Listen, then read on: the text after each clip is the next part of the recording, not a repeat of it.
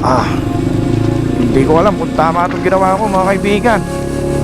Kasi yung lang dinaanan natin doon sa may dike, pag tumas yung tubig doon, di rin ako makakakross doon. Panigurado malakas. Ayun sila, oh. Ganyan, lahat ng paninda nakataas, mga kaibigan. Ultimo mga bahay ngayon, mga naka-elevate na. Ay grabe.